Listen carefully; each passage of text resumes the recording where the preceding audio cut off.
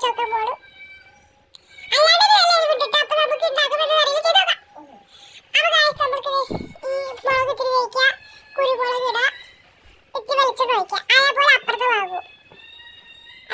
വാങ്ങും, തിരിച്ചിട്ട് മുളക് കുരുമുളക് കുറച്ച് വെളിച്ചെണ്ണ.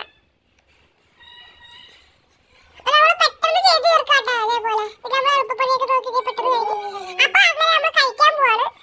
നമ്മൾ ഉണ്ടാക്കിയിട്ടുണ്ട്, കഴിച്ചു നോക്കട്ടെ. നല്ല മണമൊക്കെ ഇടണം, കഴിച്ചു നോക്കട്ടെ.